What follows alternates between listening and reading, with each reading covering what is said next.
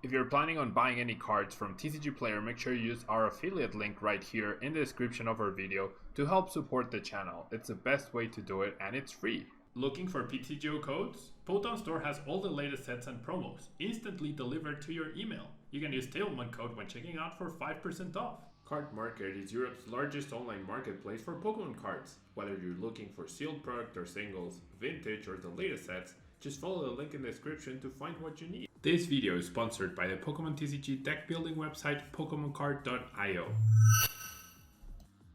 Hello everyone and welcome back to a brand new video here at Tablemon. Thank you so much for tuning in.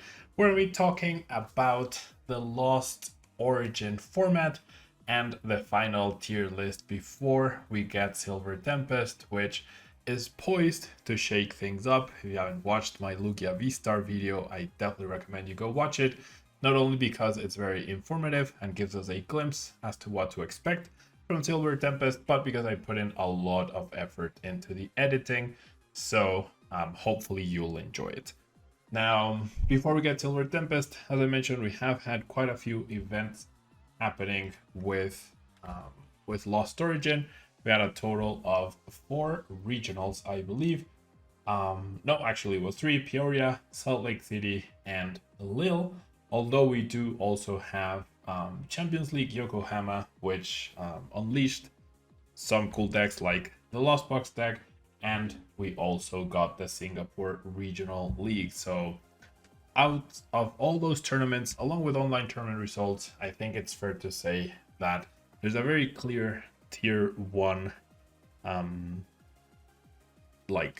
gap between the top decks and the next few. The tier 1 decks can potentially handle everything. They have the space to handle everything, or they're just overwhelmingly good against non-rulebox decks and rulebox decks, which is the case of Reggie, but we'll talk about each one of them individually. So first up, we have Palkia V-Star, which has been a mainstay at the very top since it got released in Astral Radiance, has been dominating tournaments. It hasn't quite gotten the top win at all in any of the big events that we did see, but it was always heavily played, always a choice by a lot of the top players, and it always featured consistently. Yeah, I think that's something that I look for when determining this tier lists, which I will say, as usual, it's just my opinion. You can differ. I know people are very passionate about some specific decks, and they think they're, they won't think, they will argue for them a lot more and how they're not placed in the right tier. But I'm trying to be as objective as possible. And even though Palkia has not had a major event win in a long time, I think in as far as official tournaments or premier tournaments go, Palkia is always at the top. It's always one of the biggest threats, and it consistently performs regardless of what pops up in the metagame. Yeah, that's, I think, a big thing, because there are other decks that can go down in popularity or are less good depending on the popularity of other decks, but Palkia so far has withheld at the very top, despite seeing a phase where he had a lot of lightning decks or Flying Pikachu more than anything as popular. But yeah, that's why I think Palkia definitely deserves its spot in tier 1. Then we also have Mew VMAX, which since its Fusion Strike release has remained at the top. There was a period of time during the Brilliant Stars era that it decreased quite a bit, but that's because every deck was playing 4 Marnie, 4 Path, or a lot of dark type attackers, and we still are seeing that, right? We are still seeing Drapion VMAX, not Drapion VMAX, sorry, Drapion V, still see a lot of play. However, that didn't stop Mew from winning the last Lost Origin format regional in France. So I definitely think Mew is a very versatile deck that it has so much space within it, and it's so hyper consistent thanks to the Genesect engine that it can easily fit things like Lost City or things like Echoing Horn to deal with its counters. And it has also adapted to the point where a 4 Marnie 4 Path was really hurting it, so now it is playing its own Marnie, its own Path, its own Roxannes to disrupt opponents, and relying less on the Fusion Strike energies and only on the double turbos, making it a lot more consistent, less powerful, in the first turn of the game if going second, but overwhelmingly more consistent throughout the rest of the game. Next up, we have Giratina V-Star, which also didn't have a win so far since it's released in Lost Origin. However, we did see, at least not on the West, yeah, it did win the 3,000 player Champions League Yokohama tournament, and it also performed really well at the Singapore Regional League, getting top 4. It has also gotten good results at the events over on this side of the world. Hasn't gotten its win, but it's definitely a very threatening deck. It has the potential to be a single price deck with Cramorants and Sableyes and Snorlaxes, and it also can deal with the big threats with its V-Star attack and the regular 280 damage attack. So Giratina V-Star, one of those decks that if you're not beating Giratina V-Star consistently, then you should probably scrap your deck and reconsider, because it's going to be popular and it's going to be doing well at any event you decide to play in. And finally, we have Regigigas, which I think will be one of the ones that causes the most controversy from this list. However, I will stand by that. I think Regigigas has only gotten more popular and performed better and better as time has gone on since I played it at the World Championships, since it was featured on stream. And if it hadn't been for my silly mistake or silly error, then I might have been able to get Regigigas further in that tournament. And it has also not won a big tournament, but it has gotten very close to a point where half of the top cut of the last regional in North America featured Regigigas decks, and it still showed up in decent numbers at Lille. It didn't get to perform all the way into the debate, but I think Regigigas is one of those decks that a lot of people are fearing, and they're playing things like we're seeing Flying Pikachu rise in popularity a little bit more, Gudra, and then we're seeing Ace Cube being played in decks as well. So I do think Regigigas is a very threatening deck that if you're not ready for it, it can just completely overwhelm you. And that is why in tier 2 we have these decks. These decks, Kyurem, Zorg, Gudra, Lost Box featuring Heavy Sableye, and Blissey, they are all very good decks that can go toe-to-toe against all the tier 1 decks, but they really, really struggle against at least one of them, to the point where you could consider them auto losses, and that's the differentiating factor. Yeah, the tier 1 decks, they can go toe-to-toe and have some good matchups against the other tier 1 decks, or at least go even against the other tier 1 decks, and they also have a lot of advantages over tier 2 and tier 3 decks. It's not like they have completely positive and only good matchups, but compared to the tier 2 decks, for example, Kyurem, it has a really bad matchup against Regigigas, yeah, and it can also struggle against Palkia V-Star decks. Mew is pretty even.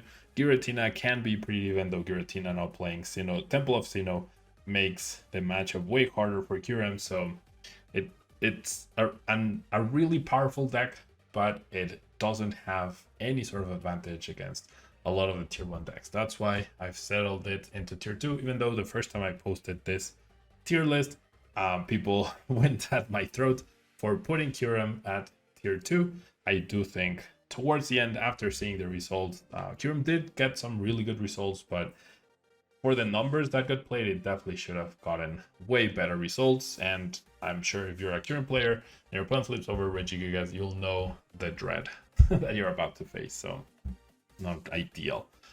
Same story for Hisuian Zorg. Hisuian Zorg is a very unique deck where if it goes second and successfully hides behind the Diancie, it can go toe-to-toe against Palkia, Mew, and Giratina, because it can one-hit KO all of them. It can also go toe-to-toe against Kyurem. Gudra is a little bit tough. Lost Box can be a decent matchup, provided you find your Sharon's carrying time. And then Blissey is an auto loss or an auto win, depending on if you're playing the CDI or not. But the frailness of Zorg is one thing that sets it behind.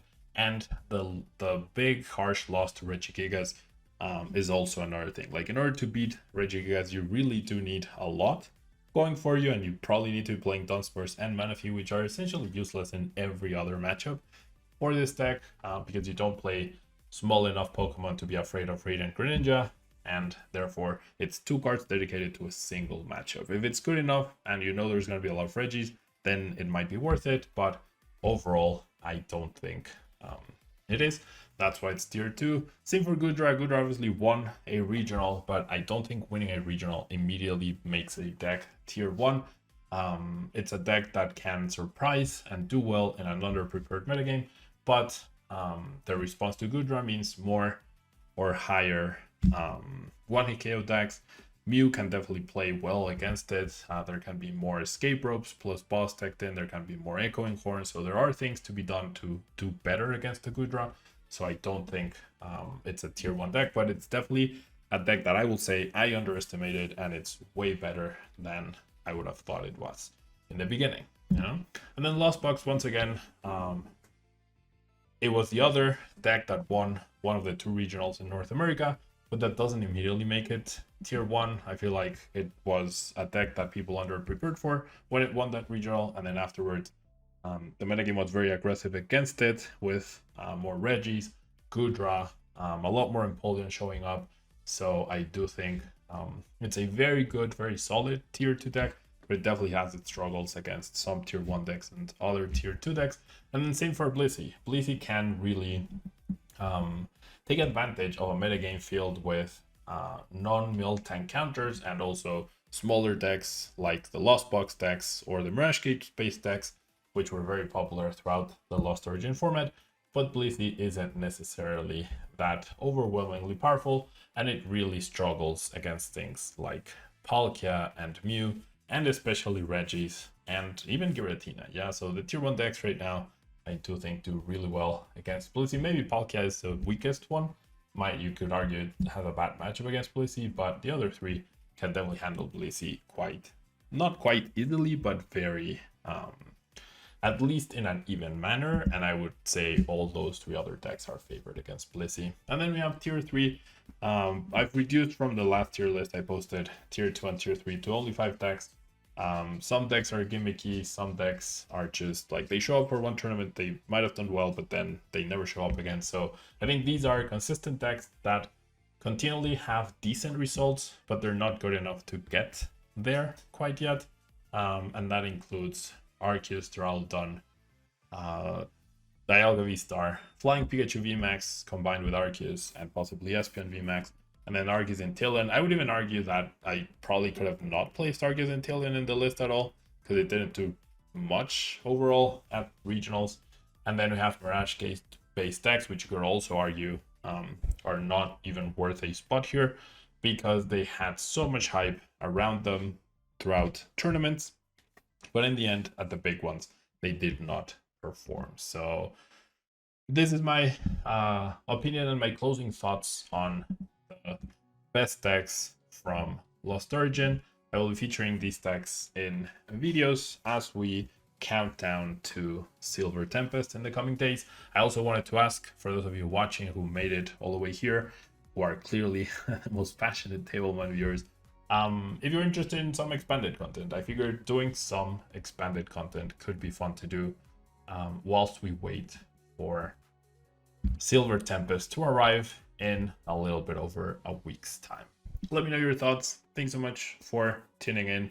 Hope you enjoyed this video, and I'll see you next time. Bye-bye.